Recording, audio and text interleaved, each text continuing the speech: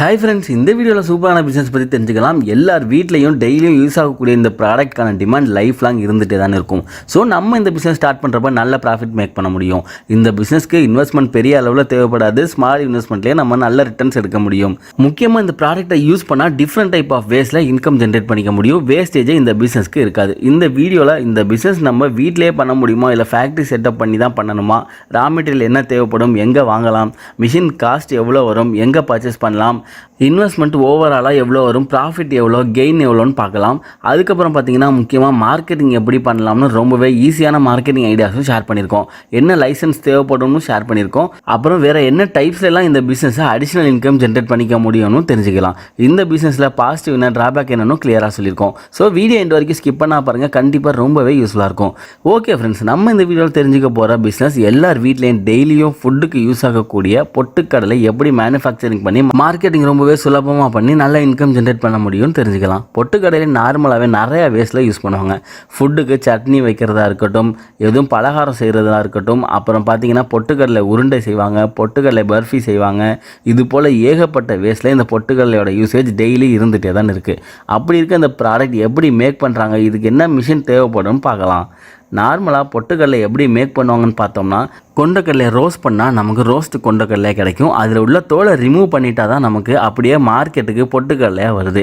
இதில் நிறைய varieties of கொண்டக்கடலை இருக்குது. அதில் முக்கியமாக நம்ம கவனிக்க வேண்டிய வெரைட்டின்னு பார்த்தோம்னா, பெங்கால் சைடில் விளையக்கூடிய கொண்டக்கடலை தான் ரொம்பவே டேஸ்ட்டாக இருக்கும்னு சொல்கிறாங்க.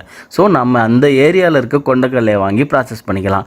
அடுத்ததாக இது எப்படி ப்ராசஸ் பண்ண முடியும்னு பார்த்தோம்னா, மிஷினில் கொண்டக்கடலையை கொட்டுறதுக்குன்னு ஒரு பிளேஸ் இருக்கும். அதில் கொட்டினோம்னாலே நார்மலாக நல்லாவே ரோஸ்ட் ஆகிடும். ரோஸ்ட் ஆகி வந்ததுக்கப்புறம் கொண்டக்கடலையை பீலிங் மிஷினில் போட்டு ஸ்கின்னெல்லாம் பீல் பண்ணதுக்கப்புறம் நம்ம பேக் பண்ணி சேலுக்கு சென்ட் பண்ணிக்கலாம்.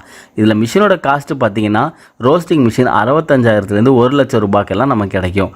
அதே போல் பீலிங் மிஷினோட ப்ரைஸ்ன்னு பார்த்தீங்கன்னா 1.5 லட்சத்துலேருந்து 2 லட்சம் ரூபாய்க்கு நமக்கு கிடைக்கும். நம்ம கூகுள்லேயே chana roasting machine in Chennai, கோயம்புத்தூர்னு சர்ச் பண்ணாலே நிறையா செல்லர்ஸ் நமக்கு தமிழ்நாட்டிலே பெஸ்ட்டு செல்லர்ஸாக கிடைப்பாங்க. அப்படி இல்லைனா காமனாக இந்தியாவோட வெப்சைட்லேயே சர்ச் பண்ணிங்கன்னா ஓவராலாக இந்தியா ஃபுல்லாக இருக்க பெஸ்ட்டு செல்லர்ஸ் நமக்கு டீட்டெயில்ஸ் கிடைக்கும். அதில் பெஸ்ட்டு ப்ரைஸ்க்கு சப்ளை பண்ணுறவங்கள பார்த்து நம்ம பர்ச்சேஸ் பண்ணிக்கலாம். அவங்கள்ட்டே மிஷின் எப்படி ப்ராசஸ் பண்ணுறதும் நம்மளுக்கு கற்றுக் கொடுத்துருவாங்க. அடுத்ததாக இந்த பிஸ்னஸில் இன்வெஸ்ட்மெண்ட் அண்ட் ப்ராஃபிட் டீட்டெயில் பற்றி பார்க்கலாம். இன்வெஸ்ட்மெண்ட்டுன்னு பார்த்தோம்னா பெரிய இன்வெஸ்ட்மெண்ட்டாக மிஷினாக தான் இருக்கும். அதுக்கப்புறம் கொண்டக்கடலை 1 கிலோ நல்ல குவாலிட்டியாக இருக்க கொண்டக்கடலை 55 ரூபாயிலேருந்து 60 ரூபாய்க்கெல்லாம் நமக்கு கிடைக்கும். அப்புறம் டிரான்ஸ்போர்ட் காஸ்ட்டு, அதர் எக்ஸ்பென்ஸ் எல்லாம் ஒரு 5 ரூபாய்க்கு வரும். இதே நம்ம மார்க்கெட் பண்ணுறப்ப 1 கிலோ 90 ரூபாயிலேருந்து 130 ரூபா வரைக்கும் பிராண்டுக்கு ஏற்ற மாதிரி நம்ம சேல் போயிட்டுருக்கு. அப்படி இருக்கப்போ நம்ம லோ காஸ்ட்டில் இருக்கக்கூடிய 90 ரூபாய்க்கே சேல் பண்ணுறோன்னு அசியூம் பண்ணிக்கலாம். 1 கிலோவுக்கு தோராயமாக 25 ரூபா ப்ராஃபிட்டாகவே கிடைக்கும். நம்ம ஒரு நாளைக்கு 250 கிலோ சேல் பண்ணாலுமே ஒரு நாள் ப்ராஃபிட்டாக 6,250 ரூபா தோராயமாக ப்ராஃபிட்டாக கிடைக்கும். அது எப்படி 250 கிலோ நம்ம சேல் பண்ண முடியும்னு மார்க்கெட்டிங் ஐடியாஸில் தெரிஞ்சுக்கலாம். அதுக்கு முன்னாடி இந்த பிஸ்னஸ்க்கு என்ன லைசன்ஸ் தேவைப்படும்னு பார்ப்போம். லைசன்ஸ்னு பார்த்தீங்கன்னா, இது ஃபுட் ரிலேட்டட் பிஸ்னஸாக இருக்கிறதுனால FSI சர்டிஃபிகேட் கண்டிப்பாகவே வச்சுருக்கணும். அப்புறம் GST அப்ளை பண்ணியிருக்கணும். இது ரெண்டுமே இருந்தாலே போதும். அடுத்து இந்த பிஸ்னஸில் எப்படி மார்க்கெட்டிங் பண்ணலான்னு பார்க்கலாம்.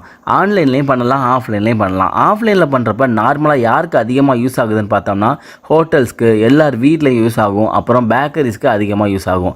எங்கெல்லாம் நம்ம சப்ளை பண்ணலான்னு பார்த்தோம்னா, லோக்கல் ஷாப்ஸ்க்கு சப்ளை பண்ணலாம், ஹோட்டலுக்கு சப்ளை பண்ணலாம், டிபார்ட்மெண்ட் ஸ்டோருக்கு சப்ளை பண்ணலாம். அதுக்கப்புறம் பார்த்தீங்கன்னா பெரிய பெரிய கம்பெனிஸ்லாம் டிமாண்ட் அதிகமாக இருக்கப்போ சின்ன கம்பெனிஸ்ட்டை அவுட் சோர்சிங் பண்ணிப்பாங்க. ஸோ அவங்களுக்கு நம்ம சப்ளை பண்ணலாம். ஹோல்சேல் டீலருக்கு சப்ளை பண்ணலாம். எக்ஸ்போர்ட் பண்ணியும் இந்த பிஸ்னஸில் அதிக ஆர்டர்ஸ் எடுக்கலாம். அப்புறம் கேட்ரிங் டீம் ஓனர்கிட்ட பேசி வச்சுக்கணும். அவங்களுக்கு ஆர்டர்ஸ் வர்றப்போ உங்கள்கிட்ட டேரெக்டாகவே பெஸ்ட்டு ப்ரைஸில் வாங்கிப்பாங்க. இதே போல் நிறைய விஷயம் மார்க்கெட்டிங் பண்ணலாம்.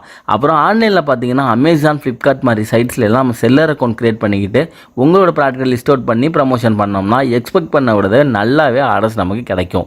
இந்த வீடியோவில் சொல்லியிருக்க விஷயம் கண்டிப்பாகவே ரொம்ப யூஸ்ஃபுல்லாக இருக்கும் நம்புகிறேன். இந்த வீடியோ பிடிச்சிருந்துச்சுன்னா லைக் பண்ணி உங்கள் ஃப்ரெண்ட்ஸுக்கும் ஷேர் பண்ணுங்கள். டவுட் எது இருந்தாலும் கமெண்ட்டில் கேளுங்க. மீண்டும் ஒரு நல்ல தகவலோடு சந்திப்போம்.